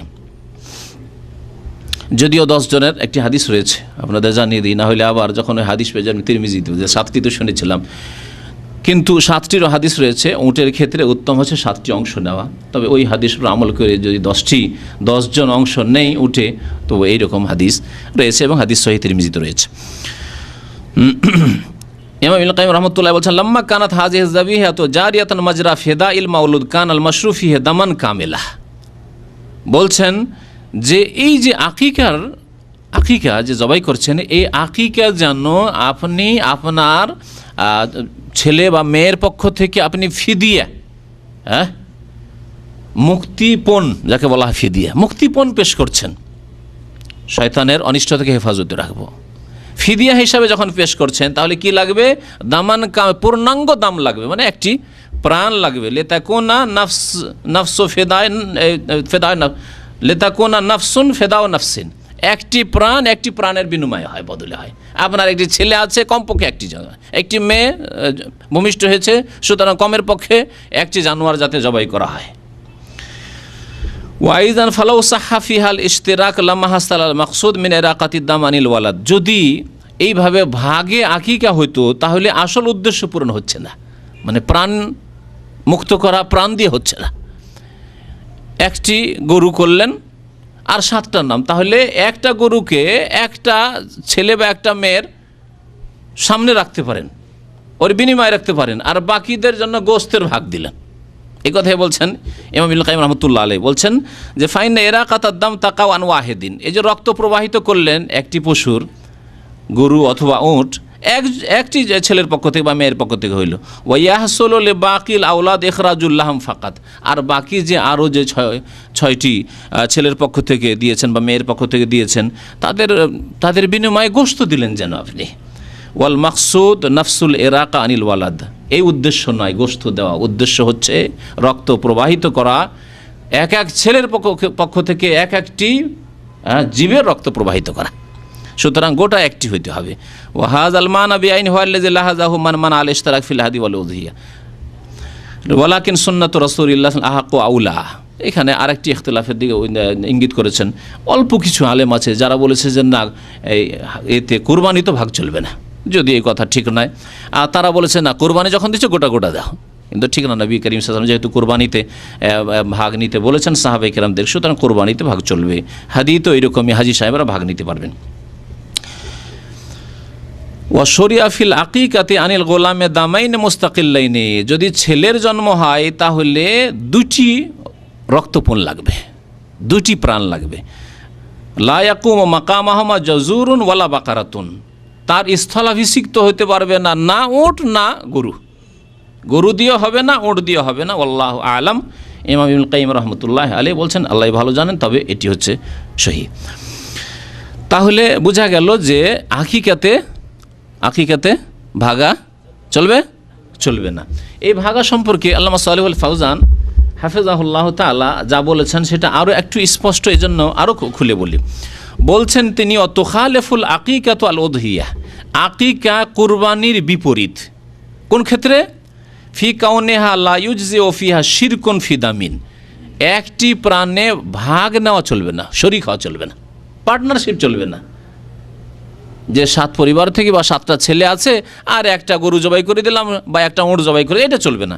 ফালা তুজজিউ ফিহা বাদানাতুন, না উটে শরীক হওয়া চলবে, ওয়ালা বাকারাতুন, না গরু গাভী চলবে, ইল্লা কামেলাতান, যদি কেউ দিতে চায় তাহলে গোটা একটি গরু দিক, আর না হলে গোটা পুরো উট দিক। লিআন্নাহা ফিদিয়াতুন আনিন নাফস, কারণ এটি হচ্ছে মুক্তিপণ, ফিদিয়া নাফসের পক্ষ থেকে, ব্যক্তির পক্ষ থেকে, আপনার ছেলের পক্ষ থেকে। সুতরাং একটি ছেলের বিনিময়ে একটি জীব হইতে হবে, জীব জবাই করতে হবে। ফালা তাকবালু তাশরিক, সুতরাং পার্টনারশিপ চলবে না, অংশ নেওয়া চলবে না। ওয়ালাম ইয়ারিদ ফিহে তাশরিকুন, আর অংশ নেওয়া গরুতে অথবা উঁটে এইরকম কোনো হাদিসই বর্ণিত হয়নি। আরও স্পষ্ট কথা শুনে, কোনো হাদিস বর্ণিত হয়নি। হাইসুল্লাম ইয়াফআলহু নবী সাল্লাল্লাহু আলাইহি ওয়াসাল্লাম, না নবী করিম সাল্লাল্লাহু আলাইহি সাল্লাম করেছেন, ওয়ালা আহাদুম মিন আসহাবিহি, আর না সাহাবায়ে কেরাম 1,24,000 সাহাবায়ে কেরাম বিদায় হজে নবী সাল্লাল্লাহু আলাইহি ওয়াসাল্লামের সাথে হজে ছিলেন, তাদের কেউ করেননি। আর 10 জন তো করতেন, 25-50 জন তো করতেন। 1 লক্ষ সাহাবায়ে কেরামদের মধ্যে কোনো সাহাবী উঁটে আকিকা দিচ্ছেন না, আর আপনার ভাগে আর আপনার কি বলছে গরুতে আকিকা দিচ্ছেন না, আর আপনারা শুধু ভাগ ধরে আছেন না গরুর ভাগই দেব আর উটের ভাগ দেব। এটি শরীয়ত সম্মত নয়, বরং এটি হচ্ছে শরীয়ত বিরোধী। তাহলে আর একটি বিষয় থেকে যায়, যেটা হচ্ছে গোটা গরু দেওয়া বা গোটা উট দেওয়া। আপনার ছেলে হয়েছে, আপনি দেখছেন না আমার খাসি দিয়ে হবে না, আমি অনেক লোককে খাওয়াবো, বা আমায় অনেক পয়সাওয়ালা মানুষ, অনেকে এরকম আছেন, খাওয়াতে চান, তাহলে আকিকা গরু দিয়ে করা যাবে বিনা ভাগে, গোটা গরু আকিকা করা যাবে কিনা বা উঁটে আকিকা করা যাবে কিনা, এই সম্পর্কেও ইখতিলাফ রয়েছে। এই সম্পর্কে ইখতিলাফ রয়েছে, তবে জায়েজ রয়েছে। বলছে ওয়াকাদ ইখতালাফাল ফুকাহা হাল ইয়াকুমু গায়রুল গানাম মাকামাহুমা ফিল আকিকাতে, আকিকাতে গরু বা উট ছাগলের কাজ করবে কিনা, দেওয়া যাবে কিনা, নবী সাল্লাল্লাহু আলাইহি ওয়াসাল্লাম দেননি, সাহাবায়ে কেরাম করেননি, চলবে কি চলবে না। যারা বলছে চলবে না তারা বলছে নবী সাল্লাল্লাহু আলাইহি ওয়াসাল্লাম করেননি, সুতরাং চলবে না। বলছেন যে ইমাম ইবনুল মুনজির রাহমাতুল্লাহি আলাইহি প্রসিদ্ধ মুহাদ্দিস ছিলেন, ফকিহ ছিলেন, তিনি বলছেন ওয়াখতালাফু ফিল আকিকাতে বেগাইরিল গানাম, গানাম ছাগল বকরিকে বলা হয়, আর দম্বা ভেড়া ভেড়ি সবগুলিকে বলা হয় গানাম, একটু আম শব্দ। এই গানাম ছাড়া মানে ছাগল বকরি দুম্বা এইসব ছাড়া গরু দিয়ে বা উট দিয়ে আকিকা চলবে কিনা। বলছেন যে সাহাবাই কেরামদের মধ্যে আনাস বিন মালিক থেকে একটি রিওয়ায়াত বর্ণিত আছে, তিনি উল্লেখ করেছেন, আর আবু বকর থেকে একটি রিওয়ায়াত বর্ণিত আছে। বলছেন আনাস মানে আন্নাহু কানা ইয়াউকু আন ওয়ালাদিহিল জাজুর, আনাস বিন মালিকের অনেক ছেলে মেয়ে ছিল, নবী সাল্লাল্লাহু আলাইহি ওয়াসাল্লামের বরকতের দোয়া ছিল, আর অনেক ছেলে মেয়ে, তিনি 120-এর বেশি ছেলে মেয়ে দেখে ইন্তেকাল করেছেন নিজের সামনে। নবী করিম সাল্লাল্লাহু আলাইহি ওয়াসাল্লাম দোয়া দিয়েছিলেন, 10 বছর খিদমত করেছিলেন নবী সাল্লাল্লাহু আলাইহি ওয়াসাল্লামের, দোয়া দিয়েছিলেন আল্লাহুম্মা আকসির মালাহু ওয়া ওয়ালাদাহু ওয়া বারিক লাহু ফিমা আতাইতাহু, আল্লাহ তুমি তার মাল ধন এবং তার ছেলে মেয়ে খুব বেশি বাড়িয়ে দাও, বৃদ্ধি করে দাও, ওয়া বারিক লাহু ফিমা আতাইতাহু, আর যা কিছু তুমি দিয়েছ বা দেবে আল্লাহ তাকে, তাতে তুমি বরকত দান করো। এই জন্য অনেক পয়সারও মালিক ছিলেন এবং অনেক ছেলে মেয়ে তার ছিল। আজকালকার জামানায় আজকালকার মানুষকে যদি দোয়া দেওয়া যায় তো বলবে প্রথমটা নেব, দ্বিতীয়টা তো আজাব নেব না, ওইটা, তাই না? আল্লাহ আকসার মাল্লাহু, ধনের যত দোয়া দিবেন দেন, গোটা দুনিয়া দিয়ে দিল, অসুবিধা নেই। কিন্তু ওয়ালাদাহু যদি বলেন, দুটির পরে এক মহিলার 3টি হয়ে গেছে, খবর পাচ্ছি, বলছে দোয়া করবেন ভাবি আর যেন না হয়, এই 3টেই যথেষ্ট, খুব বেশি হয়ে গেছে। কারণ আজকাল তো একটাই চলছে, তারপরে 2টো বা 3টে হয়ে গেছে, আশায় আশায়, কারণ প্রথম 2টি মেয়ে হয়ে গেছিল, তো ওই আশায় আশায় আর একটা, ঠিক আছে আর যেন না হয়, ছেলের আশা ছিল, ওই আশাতে আশাতে গিয়ে যাকে একটা ছেলেও পাওয়া গেছে, তো আর যেন না হয়। ধনের ক্ষেত্রে খাই খাই খাই খাই পেট ভরে না, হাদিস শুনিয়েছি, তাই না? ওয়ালা ইয়ামলাউ জাওফা ইবনে আদম ইল্লা তুরাব, আদম সন্তানের পেট ভরবে না পয়সা পেয়ে যতক্ষণ পর্যন্ত মাটি না খাবে, মানে কবরের মাটি যতক্ষণ না খাবে, যতক্ষণ কবরের মাটিতে না যাবে। কিন্তু ছেলে মেয়ের যদি আজকাল দোয়া করা যায়, আল্লাহ তোমাকে অনেক ছেলে মেয়ে দিক, আজাবের দোয়া করছেন, বদদোয়া করছেন নাকি আজকাল? হ্যাঁ, আজকালকার জামানায় বদদোয়া হয়ে গেছে। নবী করিম সাল্লাল্লাহু আলাইহি ওয়াসাল্লাম দোয়া দিয়েছেন আল্লাহুম্মা আকসির মালাহু ওয়া ওয়ালাদাহু বারিক লাহু ফিমা আতাইতাহু। আনাস রাদিয়াল্লাহু তাআলা, আনাস রাদিয়াল্লাহু তাআলা আনহু তার ছেলেদের পক্ষ থেকে উট জবাই করেছেন, একটি রিওয়ায়াত রয়েছে। আসার বলা হয় এগুলোকে, মানে সাহাবায়ে কেরাম আমল।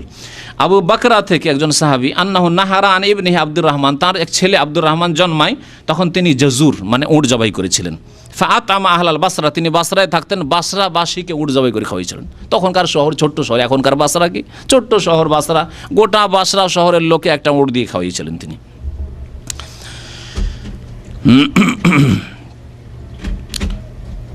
তাহলে যারা বলছে যে চলবে গোটা উট অথবা গোটা গরু যদি কেউ আকিকা করে চলবে, তারা এই দুইটি আমল আনাস রাদিয়াল্লাহু তাআলা আনহুর আমল এবং আবু বকর রাদিয়াল্লাহু তাআলা আনহুর আমল পেশ করেছেন।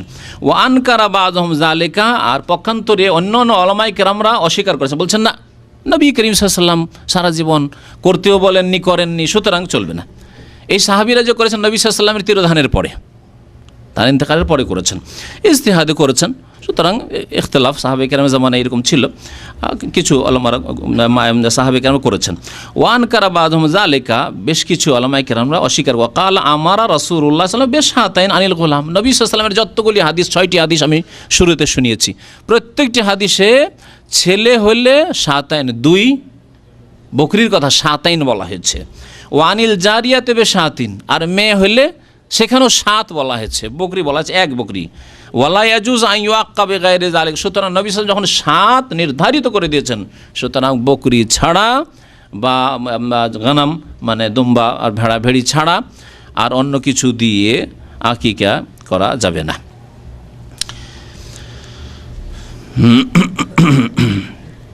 ইমাম মালিক রহমতুল্লাহ আলাইহি তার বক্তব্য বলছেন, আদানু ফিল আকিকাতে আহাব্বু ইলাই মিনাল বাকারে, বলছেন যে কেউ যদি দুম্বা দিয়ে, দান দুম্বাকে বলা হয়, দুম্বা দিয়ে যদি কেউ আকিকা করে, এটি আমি বেশি ভালোবাসি গরুর চাইতে। অথচ গরু অনেক বড়, গরুতে হয়তো 200 কেজি গোস্ত হবে, আর একটি দুম্বাতে তো 30 কেজি গোস্ত হবে।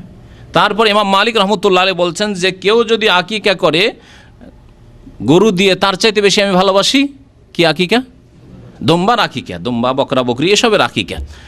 ওয়াল গানাম আহাব্বু ইলাইয়া মিনাল এবিল, এবং গানাম বকরি উট থেকেও বেশি প্রিয় আকিকার ক্ষেত্রে। ওয়াল বাকার ওয়াল এবল ফিল হাদি আহাব্বু ইলাইয়া মিনাল গানাম, হাদির ক্ষেত্রে হাজি সাহেব হজ করতে গেছেন, এখন হাজি কি করবে জিজ্ঞাসা করছে আপনাকে, গরুর কোরবানি করব, উট করব না বকরি খাসি করব। বলছেন ইমাম মালিক যে কুরবানির ক্ষেত্রে গরু এবং উট হচ্ছে বেশি উত্তম, বেশি আমার কাছে প্রিয় বকরির তুলনায়, দুম্বার তুলনায়, ভেড়া ভেড়ির তুলনায়। ইমাম ইবনুল মুনজির রহমতুল্লাহ আলাইহি বলছেন, ওয়ালা আল্লাহ হুজ্জাতু মান রা আন্নাল আকিকাতা তুজজিউ মিনাল বিল এবলি ওয়াল বাকার, যারা বলেছেন যে গরু দিয়েও আকিকা হতে পারে আর উট দিয়েও আকিকা হতে পারে, তাদের দলিল এই হাদিসটিকে বলা যেতে পারে। কওলুন নবী সাল্লাল্লাহু আলাইহি ওয়াসাল্লাম বলেছেন, মাল গোলামে আকিকা, প্রত্যেক বালকের সাথে আকিকা আছে। ফা আহরিকু আনহু দামান, তার পক্ষ থেকে রক্ত প্রবাহিত করো। এখানে কি বলা হয়েছে, দামান বলা হয়েছে, শাতান বলা হয়নি। এই একটু সুযোগ যে এই হাদিসটা শুধু দাম বলা হয়েছে, সুতরাং গরু জবাই করলে হয় আর ওট জবাই করলে হয়, কিন্তু পুরো হইতে হবে, গোটা হইতে হবে। ভাগের কথা কোনোটাতে আসছে না, সুতরাং ভাগের প্রশ্ন অন্তর থেকে একবারে বের করে দেন, ভাগের মাসলা একেবারে ভিত্তিহীন, সুতরাং ওটাকে একেবারে বের করে দেন। ওয়ালাম ইয়াজকুর দামান দুনা দামিন, শুধু রক্ত প্রবাহিত করার কথা বলা হয়েছে। ফামাজবে হানিল মাউলুদে আলা জাহির হাজাল খবর ইউজিও, সুতরাং যে কোনো পশু যদি জবাই করা হয় শিশুর পক্ষ থেকে, ছেলে মেয়ের পক্ষ থেকে যথেষ্ট হবে, কিন্তু এর উত্তর দেওয়া যেতে পারে। তারপরে ইমাম ইবনুল মুনজির বলছেন এর উত্তর দেওয়া যেতে পারে, আইয়া কোলা কাইল ইন্না হাযা মুজমাল, নবী সাল্লাল্লাহু আলাইহি ওয়াসাল্লাম এখানে বলেছেন আফা আহরিকু দামান, রক্ত প্রবাহিত করো, আর এক হাদিসে বলেছেন শাতুন, বকরি বলেছেন। সুতরাং যেটা স্পষ্ট দিয়ে অস্পষ্টকে ব্যাখ্যা করতে হবে। একটি কথা যদি অস্পষ্ট থাকে তাহলে আরেকটি স্পষ্ট যদি বাণী থাকে তা দিয়ে ব্যাখ্যা করতে হবে বলছেন। তাই বলছেন যে ইন্না হাযা মুজমাল, এটি অস্পষ্ট। ওয়া কাউলুন নবী সাল্লাল্লাহু আলাইহি ওয়াসাল্লাম আনিল গোলামে শাতান ওয়া আনিল জারিয়াতে শাতুন, নবী সাল্লাল্লাহু আলাইহি ওয়াসাল্লামের আরেকগুলি হাদিস যে রয়েছে, বেশ কয়েকটি হাদিস, যে ছেলের পক্ষ থেকে 2টি বকরি আর ওয়ানিল জারিয়াতে মেয়ের পক্ষ থেকে 1টি বকরি। মুফাসসিরুন, এটি হচ্ছে বিস্তারিত বা স্পষ্ট। ওয়াল মুফাসসির আওলা মিনাল মুজমাল, অস্পষ্ট থেকে স্পষ্টটি হচ্ছে বেশি শ্রেয়, বেশি উত্তম, সুতরাং স্পষ্টের ওপর আমল করতে হবে। এই ছিল আকিকা সম্পর্কে বেশ কিছু আলোচনা। আরও যদি কোনো দিক থাকে তো আপনারা প্রশ্ন করেন, প্রশ্নের মাধ্যমে উত্তর দেওয়া হবে।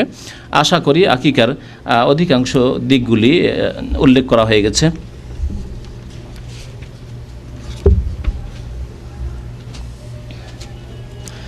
আর একটি বিষয়, শুধু আকিকার ক্ষেত্রে ওইভাবে দেখবেন খোড়া, তারপরে এমন যে রোগা হয়ে আছে এইরকম যাতে না হয়, এইরকমই দেখবেন যেমন কোরবানির ক্ষেত্রে দেখেন আল্লামা সালেহুল ফাউজান হাফেজাহুল্লাহ তাআলা বলছেন ওয়ায়ুজজিউ ফিল আকিকাতে মা ইউজজিউ ফিল উযহিয়াতি, কুরবানিতে যেটা যথেষ্ট হবে সেটা আকিকাতে যথেষ্ট, মিন হাইসু সিন্নে বয়সের দিক দিয়ে, অসিফাতে এবং বিবরণের দিক দিয়ে, গুণাবলীর দিক দিয়ে। তাহলে বয়সের দিক দিয়ে কুরবানির ক্ষেত্রে বলা হয়েছে 1 বছরের, সুতরাং 1 বছর। যদিও অনেক ওলামারা দাঁতের শর্ত লাগিয়েছেন, কিন্তু বেশ কিছু ওলামারা বলেছেন 1 বছর যদি আপনার বাড়িতে থাকে তাহলে তো বুঝতে পারছেন যে 1 বছর, কিন্তু কেনা হইলে বোঝা মুশকিল যতক্ষণ দাঁত না হয়েছে, এই জন্য দাঁতের শর্ত লাগিয়েছেন। অধিকাংশ লোক কিনে হয়তো জবাই করছেন 1 বছর, হয়তো বিক্রি করার জন্য সে বলতে পারে যে 1 বছর হয়ে গেল, আসলে কিন্তু ছাগল বা খাসি 1 বছরের হয়নি। নিজের বাড়িতে পোষা হলে 1 বছরে দেওয়া যেতে পারে। ফাই আখতারুস সালিমাত মিনাল আইবি ওয়াল আমরাজ, সুতরাং রোগমুক্ত হইতে হবে সেই পশু, যেমন কোরবানিতে রোগমুক্ত হইতে হবে এবং দোষ ত্রুটি, ল্যাংড়া খোড়া, কানা, অন্ধ যেন না হয়, কান কাটা পুরো একবারে এইরকম না হয়, ঠিক তেমনই আকিকার ক্ষেত্রে রোগ দেখে নিতে ওয়াল কামিলাতু ফি খিলকাতিহাল মুনাসিবা ফি সিন্নিহা ওয়া সামানিহা, আর যাতে হিষ্টপুষ্ট থাকে, একবারে দুর্বল, হাড় হাড্ডি সব দেখা যাচ্ছে, চামড়া লেগে আছে হাড্ডির সাথে, এত এরকম দুর্বল না হয়, যেমন নবী করিম সাল্লাল্লাহু আলাইহি ওয়াসাল্লামের হাদিসে কোরবানি সম্পর্কে বলা হয়েছে, এইগুলি দিকে খেয়াল রাখবে আকিকার ক্ষেত্রেও। উল্লেখ করেছি না, আপনি ছিলেন না? করেছি। একমত বললাম যে শরীয়তের বিভিন্ন মাসলা মাসাইলের ক্ষেত্রে আল্লাহ পাক রব্বুল আলামিন মেয়েদের দ্বিগুণ করেছেন ছেলেদেরকে। হ্যাঁ, ধন সম্পদ ভাগ বন্টনের ক্ষেত্রে বললাম, ওই রকমই সাক্ষীর ক্ষেত্রে, ওই রকমই আকিকার ক্ষেত্রে আল্লাহ পাক রব্বুল আলামিন অর্ধেক করেছেন। একটি হিকমত। আর একটি হিকমত উল্লেখ করেছেন লেখক যে স্বাভাবিক ছেলে হইলে মানুষের যে প্রকৃতি তাতে স্বাভাবিক বেশি খুশি হয়। যখন আপনি বেশি খুশি হয়েছেন তাহলে বেশি শুকরানা পেশ করেন। জি, বেশি খুশি হয়েছেন, আপনি মনে করেছেন আপনার নিয়ামত আরও বেশি পূর্ণ হয়েছে। মেয়ে হইল আল্লাহর নিয়ামত, কিন্তু ছেলে হয়েছে আরও আল্লাহর বড় নিয়ামত, সুতরাং বড় নিয়ামতের জন্য আর একটু বড় কুরবানি করেন, 2টি করে জবাই করেন। এই কথাও উল্লেখ করেছেন আল্লামা সালেহুল ফাউজান রহমতুল্লাহ হাফেজাহুল্লাহ তাআলা। জি, প্রথমে এক ভাই দোয়া চেয়েছেন, ওনার এক ভাই মারা গিয়েছেন, তার একটা ছেলে আছে। এক ভাই দোয়া চেয়েছেন আল্লাহ পাক যেন গুনাহ খাতা মাফ করেন, যে ছেলে মারা গেছে, ছেলে সাবালক, জিজ্ঞেস করবেন আল্লাহ পাক যেন গুনাহ খাতা মাফ করে, আল্লাহ পাক জান্নাতুল ফিরদৌস দান করেন। কোনো কারণবশত ছেলের এবং মেয়ের আকিকা দেওয়া হয়নি, এখন একসঙ্গে তাদের আকিকা দেওয়া যাবে কি? একসঙ্গে আবার ফিরে আসছেন এতে নাকি? গরুর ভাগায় নাকি?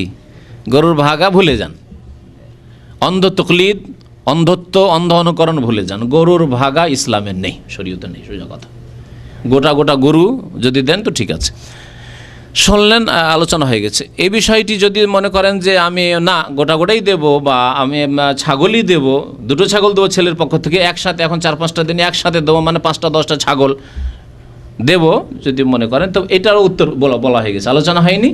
যে বেশ কিছু ওলামারা বলেছেন যে সময় শেষ হয়ে গেছে, সুতরাং আর দেওয়ার প্রয়োজন নেই। আর কিছু ওলামারা বলেছেন যে দেওয়া যেতে পারে, দিয়ে দেন, আল্লাহ কবুল করবেন, কারণ আপনার মাসলা মাসাইল জানা ছিল না, যার কারণে আপনি বিলম্ব করেছেন। আগামীতে আর এরকম বিলম্ব করবেন না। জি, 7 জন একসাথে মিলে যখন কোরবানি দেয়, একজনের টাকা যদি হারাম উপার্জন হয় তাহলে 6 জনের কোরবানি, 7 জনে যদি কোরবানি দেয়, ভাই প্রশ্ন করেছেন একজনের টাকা হারাম, তাতে কোনো অসুবিধা হবে নাকি? তার টাকা হারাম না হারাম সে আল্লাহর কাছে জবাব দেবে। হ্যাঁ, আপনার কুরবানি ইনশাআল্লাহ তাআলা হয়ে যাবে। তবে যদি সে আপনাকে বলে যে না আমি হারাম পয়সা দিয়ে কোরবানি দিচ্ছি, তাহলে না নেবেন না, তবে তোমাকে শরীক করবো না। কিন্তু আসল হচ্ছে যে মুসলিম হালাল খাচ্ছে, সে হারাম পয়সা এনে দিল না হালাল পয়সা এনে দিল, আপনার দেখার প্রয়োজন নেই। তার জমি জায়গা আছে, সেখান থেকে যা আসছে তা হালাল, তার অনেক সোর্স আছে যেগুলি ইনকাম সোর্স, সেগুলি হালাল, কিছু হারাম আছে। সুতরাং যে ব্যক্তি হারামও খাচ্ছে হালাল খাচ্ছে তাকে অংশ নেওয়া যাবে। প্রশ্ন আর একটি থেকে যায়, যেটা হয়তো করেননি, বেনামাজিকে অংশ সাথে নেওয়া। আর এই জন্য ভাগের কোরবানি আমাকে আলহাসা থেকে একটু আগেও এক ভাই টেলিফোন করেছে, আর 1 সপ্তাহ আগে টেলিফোন করেছে, আমাদের খুব দিনী ভাই টেলিফোন করেছে যে আমরা এখানে কয়েক ভাই আমরা গরুতে অংশ নিচ্ছি, তো আপনি কি অংশটা নেবেন? যদি নেন তো আপনার গোস্ত দাম্মাম পৌঁছিয়ে দেবো, একবারে আমি নিজে পৌঁছে দেবো। কিন্তু আমি এই ভাগ আমি কোনোদিন নিতে চাই না। দেশেও এই গরুর ভাগা কারো সাথে, কারণ 7 জনে একজন বেনামাজি না হইলেও আধা নামাজি, সে বেনামাজি, ফজর পড়ে না হয়তো। বেনামাজির বিধান এর আগে স্পষ্ট করে দেওয়া হয়েছে 2টি বক্তব্যে। বেনামাজি যেখানে ইসলামের মধ্যে নয়, তাহলে তার আর কোরবানি কোথায় আছে? আর তাকে কি করে কোরবানিতে অংশ নেওয়া যাবে, শরীক করা যাবে? এখানেও ভাগা চলছে। আমাদের এক হাফেজ ভাই গত রবিবার আলোচনা থেকে ফিরছিলাম, বলছিলেন যে বেশ কিছু ভাইরা গরুর কোরবানি দিচ্ছে, শোনাচ্ছিলেন এই জন্য যে হয়তো আমি নেব, কিন্তু না, আমি শুরু থেকেই আমি খাসি কোরবানি দিই, আমি স্বাধীনভাবে আমার আল্লাহ পাক যে পয়সায় তা দিয়ে কোরবানি দিই, কারোর সাথে কোরবানি নেব। আর সে আধা নামাজি, আজকাল যাদেরকে নামাজি বলছেন ফজর পড়ে না, সূর্য ওঠে সকাল 7টার সময় নামাজ পড়ে, রাত 12টা পর্যন্ত জাগবে, 1টা পর্যন্ত জাগবে, আর সকাল সূর্য ওঠার পরে নামাজ পড়বে।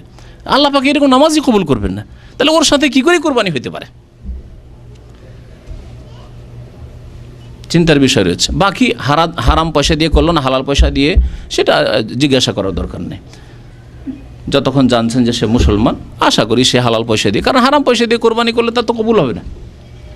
এমন লস কেনই করবে যে হারাম পয়সা দিয়ে সে কোরবানি করবে গোস্ত খাওয়ার জন্য? তাহলে এমনি ওই গোস্ত জবাই করে খাওয়া উচিত তার।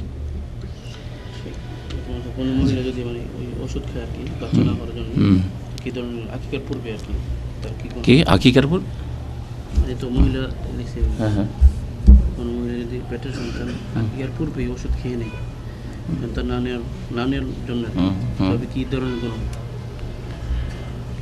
কোনো মহিলা যদি ওষুধ খেয়ে সন্তান সন্তান যদি না নেই কিছুদিনের জন্য গ্যাপ করার জন্য, বিশেষ করে 2 বছর 3 বছর এইরকম, 2 বছর 3 বছর 4 বছর, 2 বছর তো এমনি তো ছেলের শিশুর হক দুধ পান করা, স্তন্য দান করা জরুরি তার জন্য, মায়ের জন্য।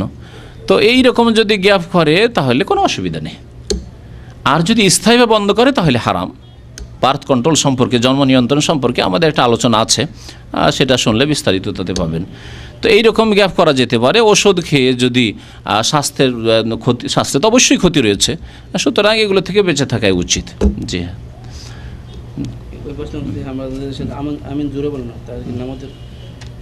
আমিন জোরে বলার আস্তে বলার মশলা নতুন ভাই জিজ্ঞেস করেছেন না, আমিন জোরে বলা সুন্নাত।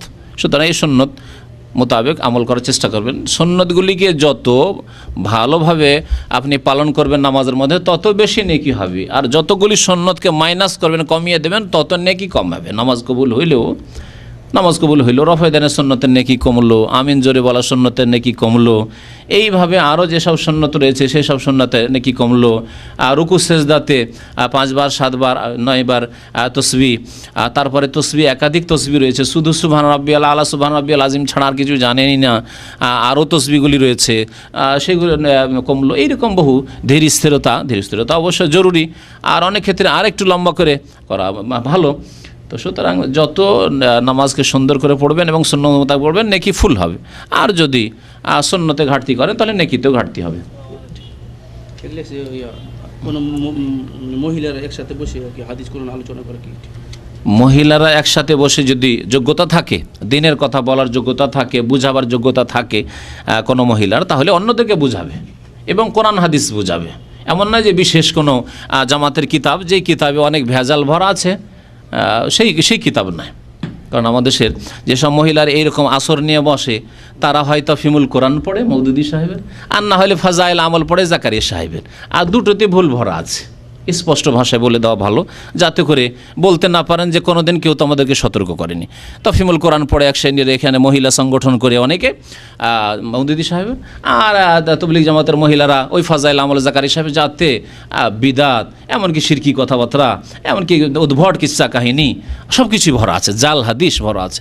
সুতরাং এইগুলি কিতাব বাদ দিয়ে আপনি পড়ুন কোরআনে কারিম, তাফসীর ইবনে কাসির আছে, বাংলাদেশে তাফসীর ইবনে কাসির ঢাকায় পাওয়া যাচ্ছে, অথবা রিয়াজুস সালিহিন আছে হাদিসের কিতাব, বুখারী, মুসলিম, আবু দাউদ, তিরমিজি, মিশকাত, এই ধরনের কোরআন বা হাদিসের যেগুলো কিতাব রয়েছে, সেই সহি কিতাব যদি পড়ে অসুবিধা। রাহিকুল মাকতুম নবীর জীবনের উপরে এখানে পাওয়া যাচ্ছে, রাহিকুল মাকতুম নবীর জীবনীর পড়ে শোনাচ্ছে, কোনো অসুবিধা নেই। আর যদি তাফসীর করে, আয়াত একটা নিচার তাফসীর করছে, তাহলে যোগ্যতা লাগবে, এলমে যোগ্যতা নেই, আর তাফসীর করতে শুরু করেছে। আজকাল এইরকম তাফসীর শুরু হয়েছে। হ্যাঁ, তুমি এই সূরার তুমি প্রস্তুতি নিয়ে আসিও। প্রস্তুতি কে নেবে? মহিলাদের কথা বাদ দেন, ছেলেদের কথা বলছি। এক ভাই একদিন আসছে এখানে, আসার পরে বলছে যে আপনার সূরায়ে তফসির লাগবে, সূরা আসরের তফসির নেব। খোঁজ করার জন্য এসছে, লাইব্রেরিতে পাচ্ছি না। কেন, কি করবেন? সূরা আসর, শুধু সূরা আসর কেন তফসির? বলছে যে ওই জামাত ইসলামী সংগঠন করে এখানে, আর ওদের ওই দার্সে দিয়ে দেয় তোমাকে সূরা আসরের তফসির করতে হবে। এখন নিজে তো তফসির করার ক্ষমতা নেই, তো যাই ওই ইসলামী সেন্টার থেকে শেখ মতিউর রহমানের সূরা তফসির যদি পেয়ে যাই, তো ওইটা রেডিমেড পেয়ে একটু শুনবো, শোনার পরে এসে আমি মুফাসসির হয়ে বসবো। আরে ভাই, এইরকম মুফাসসির তফসির করা নিষেধ। যে ব্যক্তি আরবি গ্রামার বুঝে না, কাওয়ায়েদ সারফ নাহু বুঝে না, যে ব্যক্তি আরবি ভাষার বালাগাত অলঙ্কার বুঝে না, এইসব সাবজেক্ট বুঝে না, যে ব্যক্তি এই আয়াতগুলির তফসির হাদিস আছে হাদিস বুঝে না, আরবির অর্থ বুঝে না, সে আবার তফসির করার যোগ্যতা কোথায় রাখা, যে বসে তফসির করবে আর সকলে শুনছে? তফসির করবে যার তফসির করার যোগ্যতা আছে। আর যে ব্যক্তির পকেটে এমটি, পকেটে কিছু নেই, কী দেবে? হাত ভরবে আর দেবে, কী দেবে? ও পকেটে নেই টাকা, দিবেন কোথা থেকে? আপনি কাগজ দেবেন? তো এইরকম অবস্থা এদের।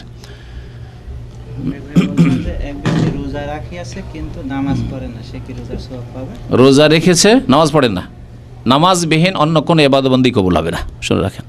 আর এর আগে বলা হয়েছে নামাজ যার নেই, তৌহিদ যার নেই, তার কোনো ইবাদতই কবুল, নামাজও কবুল হবে না। অর্থাৎ মাজারপন্থী, মাজারে চাদর চড়ায় আর সেজদা করে, আটরসি যায়, মাইজ ভান্ডারি যায়, ওই আজমেরে যায়, বা এসবে বিশ্বাসী, খাসে মরগ জবাই করে, অথবা ওই পীরের নামে মনে করে যে ওখানে গেলে পাওয়া যাবে, ছেলে পাওয়া যাবে, মেয়ে পাওয়া যাবে ইত্যাদি, অথবা রোগ ভালো হবে। তাহলে এদের ফরজ নফল কিছুই কবুল হবে না, কারণ এর মুশরিক। যে ব্যক্তি মুমিন শিরক বিদআত করেন, এইরকম শিরক করে না, কবর মাজার পূজার শিরক নেই, তাওহীদবাদী মুসলিম, তাকে নামাজি হইতে হবে। যদি নামাজ পড়ে তাহলে অন্য অন্য ইবাদতবন্দি কবুল হবে। যে ব্যক্তি নামাজ পড়ে না, তার অন্য ইবাদতবন্দেগী কবুল হবে না, এটাই হচ্ছে ঠিক। কারণ নামাজ হচ্ছে মুসলিম এবং কাফেরের মাঝে পার্থক্যকারী। বাইনাল আবদে ও বাইনাল কুফরে তারকুস সালাম, মুমিন এবং কাফের মাঝে পার্থক্যকারী হচ্ছে নামাজ। সুতরাং নামাজ যদি ঠিক না থাকে তাহলে অন্য ইবাদত বন্দেগী কবুল হবে না। আল্লাহ যেন বুঝার তৌফিক দান করেন, হিদায়াত যেন করেন আল্লাহ পাক রব্বুল আলামিন। রোজা রাখতে কত কষ্ট হয়, আমাকে কষ্ট লাগে রোজা রাখতে, যে আল্লাহ দিনটা ঠান্ডা হইতো, গরমের দিন হইলে তো মুশকিল লেগে যায়, কিন্তু নামাজ পড়তে কোনোদিন মুশকিল লাগে না। নামাজ পড়ছেন না, রোজা রাখছেন, কেমন মুসলমান আপনি? হিন্দুদের উপবাস, হিন্দুদের উপবাস, যেটাতে কষ্ট সেটাই করছেন, আর যাতে কষ্ট নাই তাই করতে পারছেন না আপনি।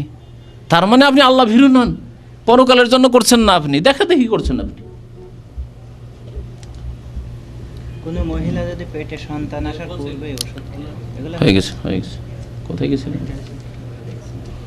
রাবিয়া বসরি আর হাসান বসরি রহমতুল্লাহ আলাইহি সম্পর্কে আমাদের দেশের আলেম হাসান বসরি রহমতুল্লাহ আলাইহি প্রখ্যাত তাবেঈ ছিলেন, এবং তাকে সুফিবাদেরা নিজের দিকে টেনে নিয়ে গেছে, ওগুলো তাদের মিথ্যা কথাবার্তা।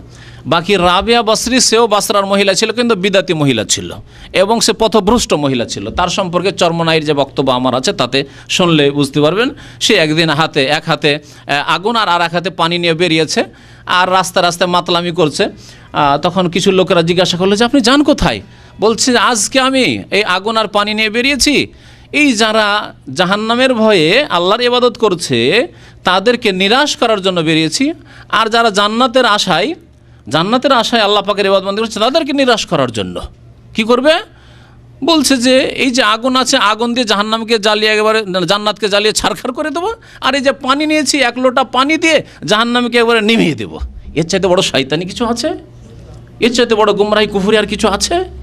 রাবিয়া বসরি এসব গোমরা পথভ্রষ্ট যারা পীরপন্থী, তাদের আলোচনা এগুলি। বাকি হাসান বসরি রহমতুল্লাহ, তার জামানা অনেক আগে রাবিয়া বসরি, আর তখনকার যুগে এইরকম শিরক বিদআত কুফরি কথাবার্তা ছিল না সুফিবাদের। হাসান বসরি রহমতুল্লাহ প্রখ্যাত তাবেই, তবে মানুষ ভুলের ঊর্ধ্বে নয়, যদি কোনো কথা তার ভুল হয় তো ভুল হইতে পারে, যেমন অন্য মানুষের হইতে পারে, কিন্তু তিনি সুফিপন্থী ছিলেন না, বিদআতপন্থী ছিলেন না। জি।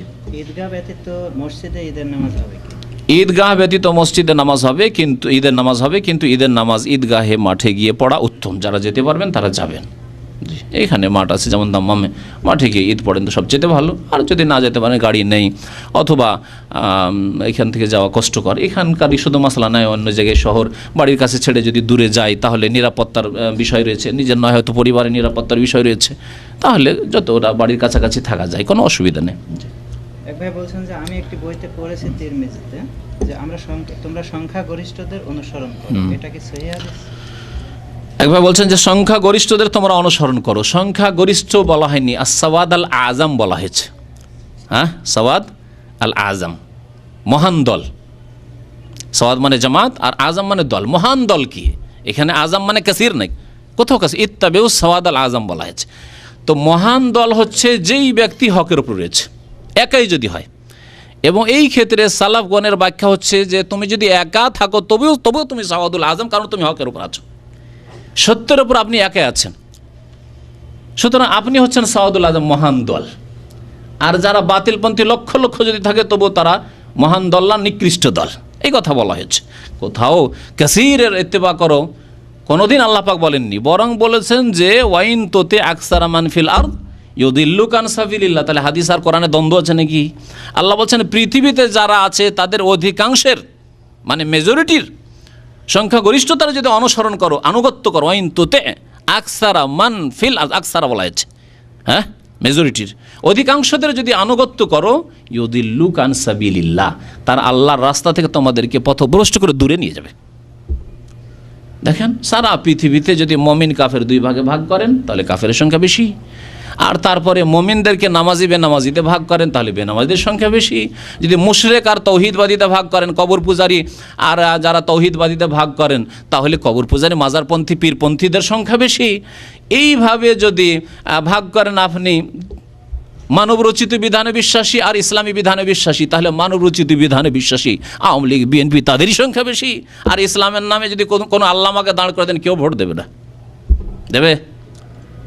সমস্ত ক্ষেত্রে দেখা যাচ্ছে যে মেজরিটির আনুগত্য করলে গুমরাহ করছে, মেজরিটি নামাজ পড়ে না, মেজরিটি শিরিক করছে, মেজরিটি কাফের, মেজরিটি মানব রচিত বিধান দিয়ে ফয়সালা করতে চায়, আপনার কোরআন সুন্নাহ দিয়ে ফয়সালা করতে চায়, চোরের হাত কাটতে চায় না, কারণ প্রথম চোর তারা হবে, তাদের হাত কাটবে। তো বুঝতেই তো পারছে ভালো করে। ভাই বলছেন যে পেশাব করার পরে ভালোভাবে কুলুকও করেছে, এক ফোঁটা পেশাব যদি প্যান্টে লেগে গেল, এখন এই অবস্থায় নামাজ আদায় করবো কিনা? এত সতর্ক যারা, তারা ফজর কখনো ছাড়তে পারে? যে ভাইয়েরা এরকম প্রশ্ন করছেন, আশা করি 5 ওয়াক্ত নামাজ ইনশাআল্লাহ, তাই না? আর যদি না হয় তো আল্লাহ হিদায়াত করে, না হলে ওই রকমই হবে যে আবদুল্লাহ বিন ওমরকে হজের মাঠে এসে এক কুফার লোক এসে জিজ্ঞাসা করছে, যারা হুসেন রাদিয়াল্লাহু তাআলা আনহুকে খুন করে হাত রঞ্জিত রাখতে, আর এসে জিজ্ঞাসা করছে যে এহরামের অবস্থায় মাছি মারতে পারবো কিনা। বুঝতে পেরেছেন? আবদুল্লাহ বিন ওমর এত রাগান্বিত হইলেন, কাতাল তো ইবরা বিনতে রাসূলুল্লাহ সাল্লাল্লাহু আলাইহি ওয়াসাল্লাম ওয়া তাসালুন আনিল বাউদা, নবীর নাতিকে খুন করেছিল, তখন ফতোয়া জিজ্ঞাসা করার প্রয়োজন হয় যে মদিনা থেকে ফতোয়াটা নিয়ে আসি, মক্কা থেকে ফতোয়া নিয়ে আসি, আর এখানে মাছির ফতোয়া জিজ্ঞেস করতে এসে এহরামে মাছি মারতে পারবো কি পারবো না। তো এক ফোঁটা উজু কি বলছে, আপনি ভালো করে ইস্তেঞ্জা করে ফেললেন, ধুয়ে ফেললেন, উঠে গেলেন, তারপরে বেরিয়ে গেল। এত সজাগ আপনি, তাহলে ফজরে কত সজাগ হওয়া উচিত আপনার? হ্যাঁ, নামাজের হেফাজত কত সজাগ হওয়া উচিত, হালাল হারামের বাছাইয়ের ক্ষেত্রে কত সজাগ হওয়া উচিত, সচেতন হওয়া উচিত। কোথায় আছেন তাহলে? প্রথম কথা ওয়াসওয়াসা, এটি ওয়াসওয়াসা দিছে, সুরসুরি দেয় শয়তানে যে হয়তো কিছু বেরোচ্ছে, হয়তো কিছু বেরোচ্ছে, আসলে কিছু বেরোয়নি। আমাকে ভালো করে চেক করতে গেলে লজ্জা স্থানে হাত যাবে, তখন উজুটা নষ্ট হলো, দেখা গেলো যে কিছু হয়নি। এই ওয়াসওয়াসা একটা। যদি ওয়াসওয়াসা না হয়, ইয়াকিন হয়ে যায় যে হ্যাঁ আসলে বেরিয়েছে, তাহলে ওই জায়গায় এক ফোঁটা যেখানে লেগেছে সেই জায়গায় ওর চাইতে একটু বেশি পানি দিয়ে ধুয়ে নেন, ব্যাস যথেষ্ট। আর যদি এর চাইতে ভালো চান তাহলে কাপড় বদলে নেন, পারেন তো করেন, অসুবিধা নেই। কিন্তু এক ফোঁটা লেগেছে, যদি 5 ফোঁটা ওখানে পানি দিয়ে দেন, যথেষ্ট হয়ে গেল। ওই জায়গাতে শুধু এক ফোঁটাকে 5 ফোঁটা পানিতে দূর করবে না। নবী করিম সাল্লাল্লাহু আলাইহি ওয়াসাল্লামের মসজিদে এক বেদুইন এসে পেশাব করে দিয়েছিল, করেছিল না করেনি? দাঁড়িয়ে আর মসজিদে নবীতে পেশাব। নবী সাল্লাল্লাহু কি বললেন? মাটি খুঁড়ে এখান থেকে নিয়ে যাও যতদূর পর্যন্ত পেশাব পৌঁছেছে, না বলবেন এক বালতি পানি নিয়ে এসো, আর নিয়ে আসার পরে ওর উপর ঢেলে দাও। তাহলে পেশাব ছিল হয়তো 200 গ্রাম বা 100 গ্রাম, আর তার উপরে 5 লিটার 10 লিটার পানি ঢেলে দেওয়া হলে পাক হয়ে গেল জায়গা। সেই রকমই আপনার যদি 1 ফোঁটা লেগেও থাকে, তো ওইখানে 5 ফোঁটা পানি দিয়ে একটু ধুয়ে হয়ে গেল, প্যান্ট ঝামেলা শেষ হয়ে গেল। আমার কন্যা সন্তানকে আমার বাবা মা মাহি ও মাহিদা বলে ডাকে, এই নাম কি সঠিক বা এই নামের অর্থ? নাম রাখবেন আপনার, আর অর্থ আমাকে খুঁজতে হবে, এই তো মুসিবত। হ্যাঁ, নাম ভালো রাখেন, মাহি আর মাহিদা এসব নাম সাহাবিয়াতের মধ্যে পাওয়া যায় না। সুতরাং আপনার নামের জন্য এত কষ্ট করে কোথায় ডিকশনারি খুঁজে পড়া যাবে? তার নাম যখন রাখবেন তখন জিজ্ঞাসা করে যাবেন যে কী নাম রাখবো, অথবা 5টা নাম নিয়ে এসে, আমি বলি যে 5টা নাম নিয়ে এসে পেশ করেন আমার সামনে, যেটা ওর মধ্যে ভালো হবে বলবে এইটা রাখেন, এগুলি রাখেন। আপনারও এখতিয়ার চয়েস থাকলো, 5টা বা 10টা নিয়ে আসেন, ওর মধ্যে থেকে আমি চয়েস করে দেবো। আরে ভাই, মাহি, ওই দুরুদে মাহি আছে বিদাতিদের, মাছ মারা, মাহি মানে মাছ। হ্যাঁ হ্যাঁ, তো মাছের দুরুদ আছে ওদের একটা। তো মাহি ফার্সি ভাষা, তার মানে মাছ হয়। এখন আপনার বাবাকে কী অর্থে বলে আল্লাহ ভালো জানে। ওকে জিজ্ঞেস করুন। এক ভাই আল্লাহর আসমা ওয়া সিফাত সম্পর্কে বক্তব্যের অনুরোধ করেছে। এক ভাই বলেছেন যে আল্লাহর নাম এবং গুণাবলী সম্পর্কে বক্তব্য করার জন্য। অডিও ক্যাসেটে বক্তব্য আছে আসমা সিফাত। আসমা সিফাতে কি ভিডিও হয়নি? হয়নি মনে হয়। তবে আল্লাহ কোথায় মনে হয় আছে, আল্লাহ কোথায় একটা আলোচনা আছে, তাতে কিছু অংশ এসছে ওর আলোচনা, যে হবে ইনশাল্লাহ, সময় সাপেক্ষ আলোচনা হবে। অনেক নতুন নতুন আলোচনার প্রস্তাব এসে আছে, ধীরে ধীরে ইনশাআল্লাহ তাআলা হবে। আগামী সপ্তাহগুলোতে হজের আলোচনা হবে, তারপরে হজের পরে বাকি আলোচনাগুলো হবে ইনশাআল্লাহ। ওয়া সাল্লাল্লাহু আলা নবিয়িনা মুহাম্মদ। জি, নাম তো এখানে জিজ্ঞেস করবেন, ওখানে আসবেন, অফিসে লিখে নিয়ে আসবেন। আজকেও মাশাআল্লাহ আপনাদের জন্য আমাদের এক ভাই সাইফুল ইসলাম খাবারের ব্যবস্থা করেছেন, জাযাকাল্লাহ খাইর। আল্লাহ পাক তার রিজিকে যেন বরকত দিক, তার কাজে কর্মে আল্লাহ পাক বরকত দিক। সুতরাং তার জন্য দোয়া দেবেন। আল্লাহ বারিক লাহুম ফিমা রাযাকতাহুম ওয়াগফির লাহুম ওয়ারহামহুম। আল্লাহুম্মা আতিমান আতামানা ওয়াসকি মান সাকানা।